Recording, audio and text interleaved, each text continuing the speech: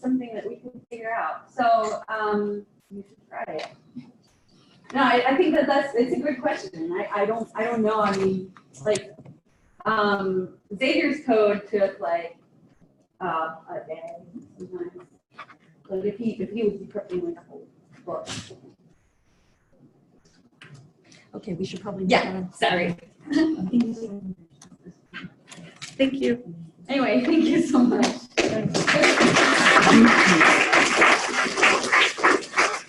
Okay, thanks.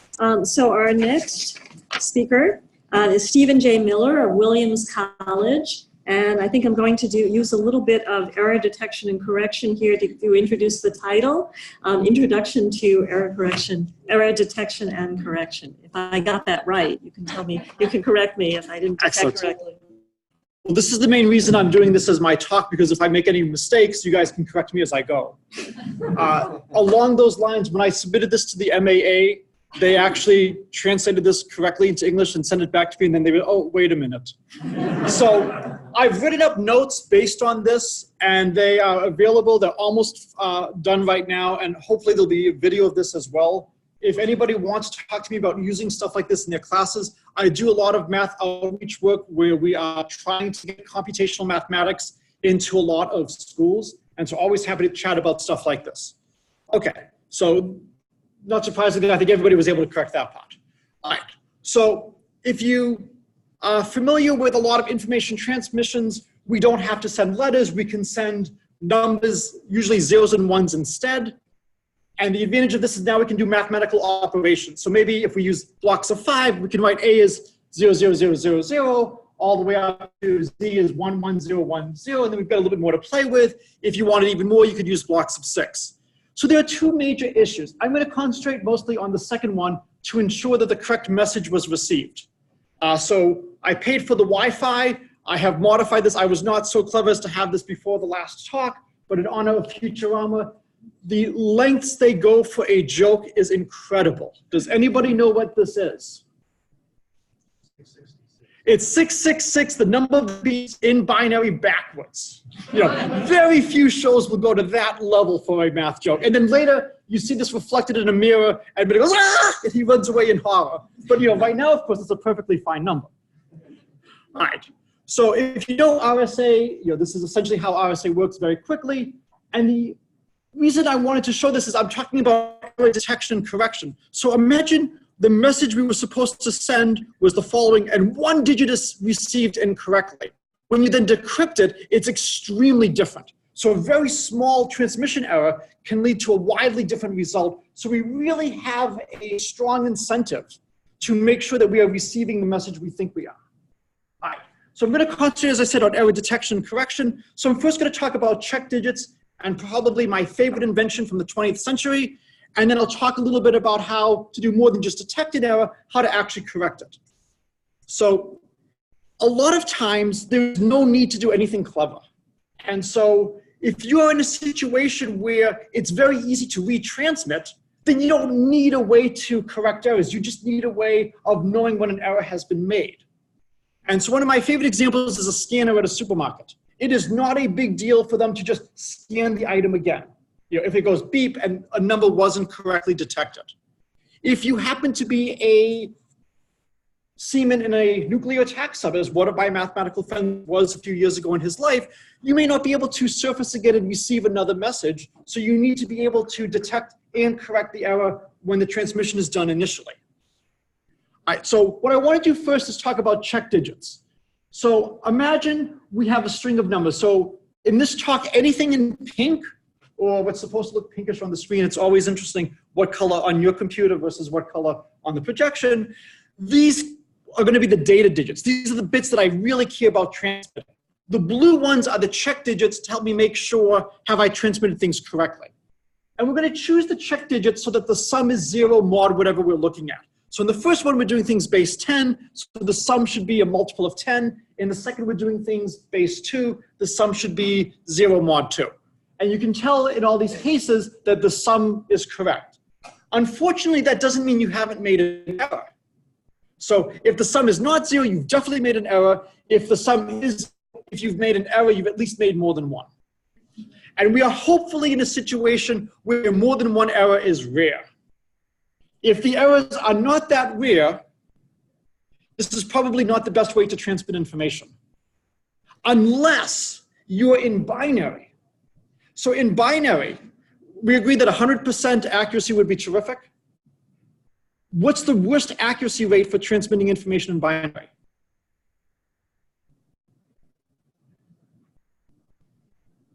It's 50%. What if your accuracy is 0%? You just invert. So any Seinfeld fans who are familiar with the episode The Opposite with George Costanza, if you know every decision is wrong and there are only two choices, then that's almost as good as being right because you can easily correct. So if I receive the following now, I know both of these sums are not 0 mod 10 or 0 mod 2, so I know at least one error has been made. So this is a great way to easily detect if an error has been made, but we can't correct. We don't know where it is. In the first one, if you look from the before, it was 9-1, now it's 9-2. So this is the one that was wrong. In the second one, it's the check digit. But I would have no way of knowing that right now.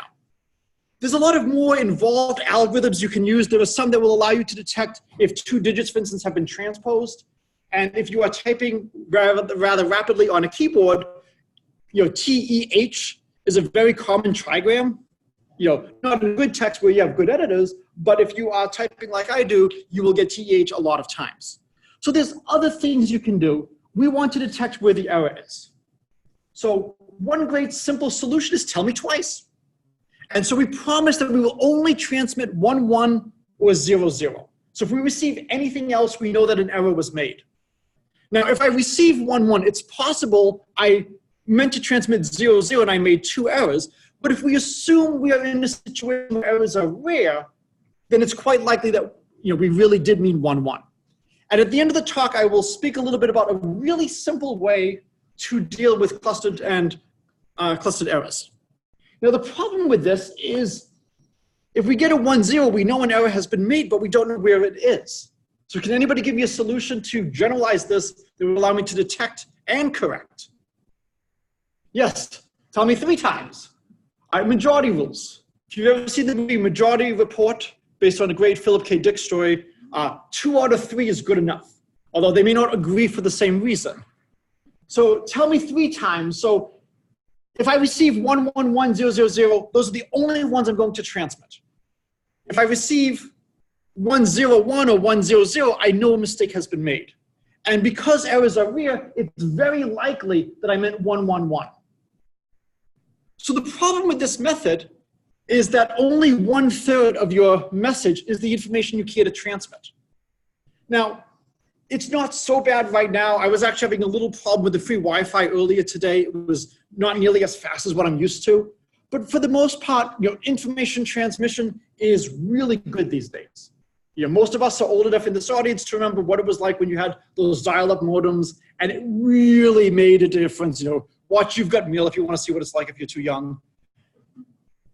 Things are so fast now, 1/3 is not horrible, but if we can do better without that much work, it's worth doing.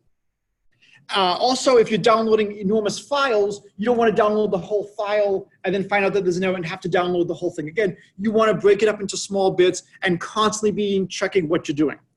So what I'm going to do now is I'm going to talk about some mathematics behind this. I'm going to use nothing more than basic algebra and geometry. And I will leave you with some open questions as to how else could you arrange to do this. Now, there are some great ways that are extremely powerful, but there are other ways that are almost as good that are very easy to find, and they make wonderful opportunities for students to try to get a sense of what's going on. All right, so as I said, only 1/3 is information. How can we do better? Well, we saw tell me 2 times allowed us to detect an error but not correct it. Tell me 3 times allowed to detect and correct an error. So maybe we should do tell me 4 times. No, this is actually the worst thing you could do. Now, instead of having only 1/3 of your message being the information you care about, now you're down to 1/4. If we generalize to tell me n times, it gets even worse. So this is not a good way to continue. It's the most natural thing to try, but you're just putting in more and more check digits. So we need to decide what's a success. One of the nice things about being the speaker is I know where I'm going, so I can make sure that my definition will work with where I get to at the end of the talk. I'm going to say I want more than 50% of my message to be data. That at least the majority of the message is information I care about. If I can do that, I will consider that a success. So let's revisit the tell me 3 times. And so this is how we originally wrote it with the data and the 2 check digits. I'm going to rewrite it like this. And so now the first check digit is coming from saying I want the horizontal row to have an even sum. And I want this one to have the vertical row having an even sum. And so now both of these have 1 data digit, 2 check digits. It's the same thing. And the computer doesn't care how we write it. This is just for us to get a sense visually. This suggests a generalization to if I have 2 data points, let's do it like this. And so now I have a horizontal row and 2 vertical rows. If there's an error in this digit here, then the horizontal checksum will be wrong, the vertical checksum will be wrong, and there's only 1 point in both. So as long as there's only 1 error, this will allow us to determine that the error is here. And you can go through all the other cases, and you will see that no matter where the error is, if there's only 1 error, it's uniquely determined. So this is 40%. We could do 3 data digits, 3 columns in 1 horizontal row. And if we keep doing it like this, we can get as close to 50% as we want without breaking 50%. So this is good enough to be a failure. All right, so still below 50%. So here's 2 different approaches. One approach is inspired on a triangle that is inspired by a square. Which is better? Any thoughts?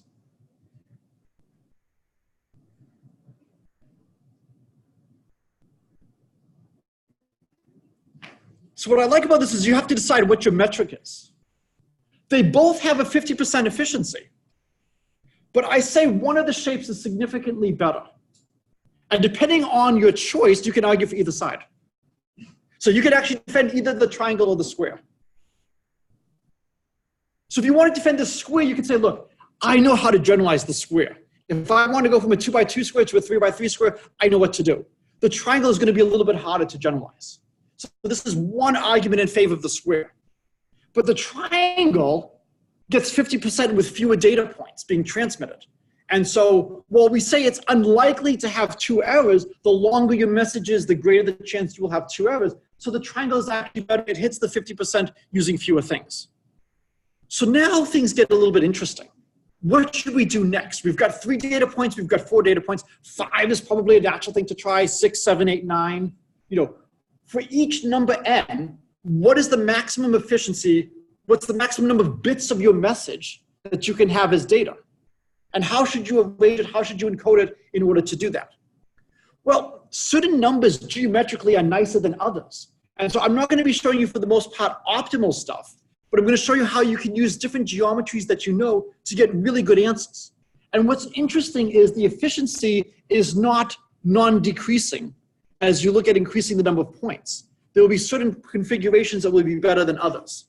So here's one way to do the next level of the triangle, the next level of the square. So the square, okay, obviously 3 by 3. For the triangle, I added some more points. If there's something wrong with this blue digit and something wrong with this one, then the only point in common with those 2 lines is here.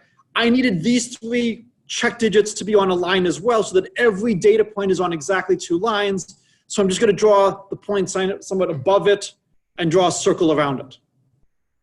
They'll both be 60%. This triangle, or the generalized triangle, does it with fewer points again. Visually, it's a little bit harder, but for the computer doesn't need to see the geometry. It just needs to know which points are coded. What I like, however, is there's other ways to draw it.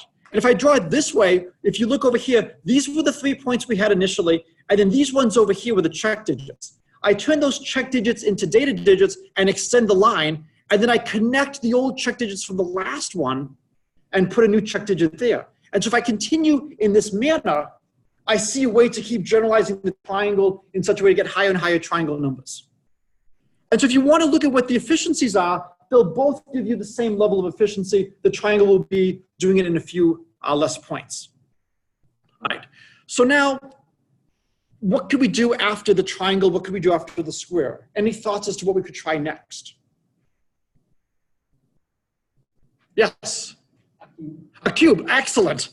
And so you are the first person that I've given this talk to actually leave the plane. So everybody else has always had blinders on and everything's been done on the plane on a nice screen like this. And so they keep saying different shapes. So let's try a pentagon. One person said a circle, which is a little hard for me to do, but. So let's do some Rubik's Cubes. So I love doing stuff with Rubik's Cubes. So we have a 2x2x2 and a 3x3x3. And now let's say I have something wrong with this data point here, the blue, orange, white data point. Well, each plane is now going to have a check digit. Before, each line was a check digit. So I'm going to have the orange check digit, the blue check digit, the white check digit. Opposite is red on a standard cube. Opposite white is yellow on a standard cube. And opposite blue is green on a standard cube. So there'll be 6 check digits there. For the 3x3x3, I will have 3 vertical, 3 horizontal, and 3 in the other direction. So I'll have 9 check digits.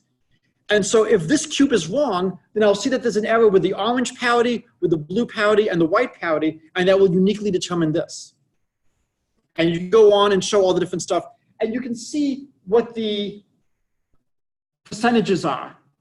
And that if you're looking at larger and larger sizes, the 2x2x2 is not doing horribly, but it's using 14 data points to get 57%. By the time you do 3x3x3, you're getting 75%, which is a little bit better than the 6x6 square. You could look at a 4x4x4 cube. You could look at a 9x9 square, and you can see roughly similar things. You can see what's going on with the triangle, and you can see that the cube is doing a little bit better. For those of you who really like cubes, you can look at different shapes. We have platonic solids. And so over here for this one, this is something that's, the centers here will be my check digits. This one will be on 3. This one over here will be on 2. And you can go through the same games as before. So this is the mega mix cube. This is one of the pyramids. And you can ask, how do the different platonic solids work? And I am deliberately leaving this as an exercise. What if I wanted to make this bigger? But I keep the dodecahedron. Although, is that the right shape to be using for MAA? I should be using a different one, I think.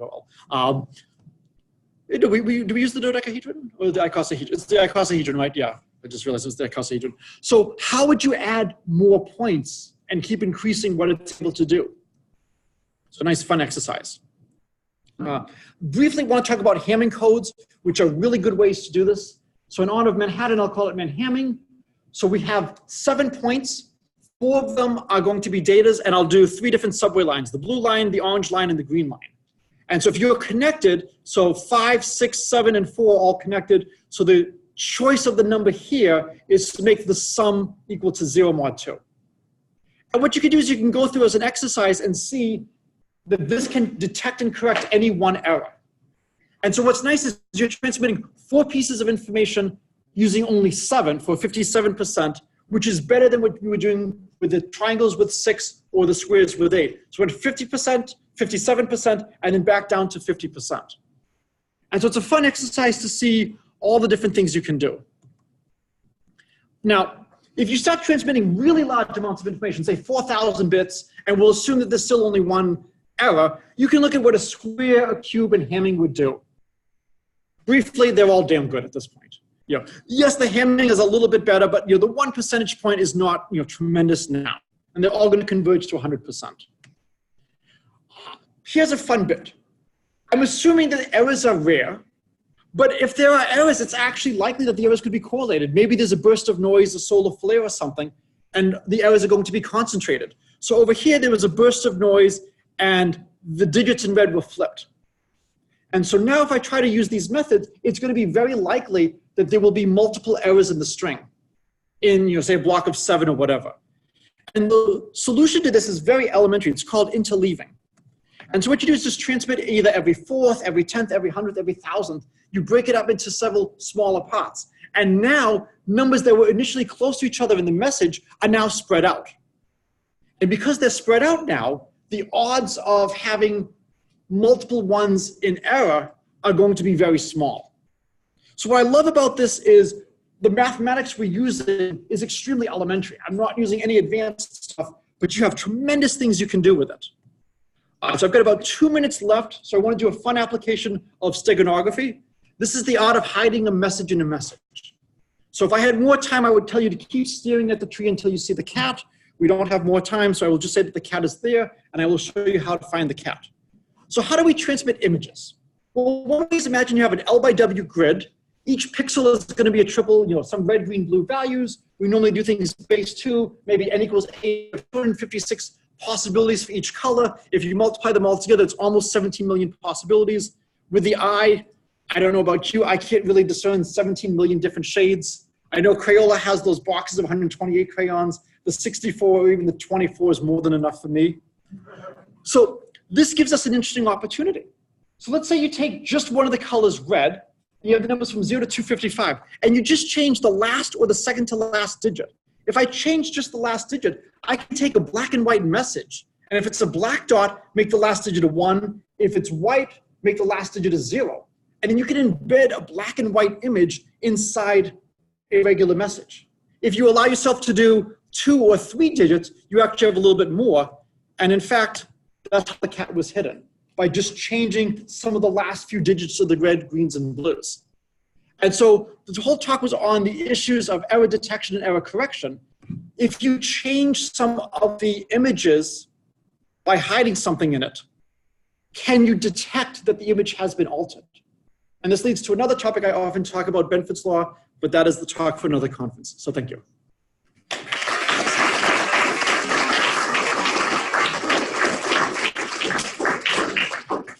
So we have time for a few questions, if there are questions.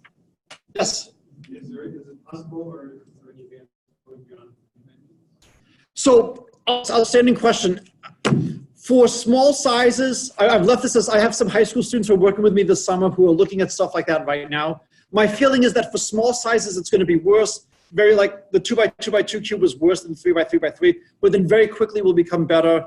And as they get very large, they all give you approximately 100%. And then it's also a nice fun question as to, we have 5 platonic solids in 3 space. How many platonic solids do you have in other dimensions, and what can you do with those for your error detections? More questions?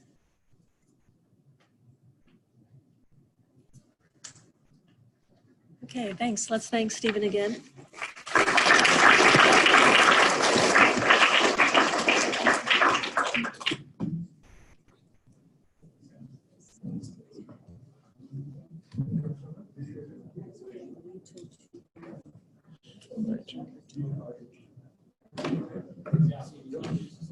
So I'm just trying to stop the recording.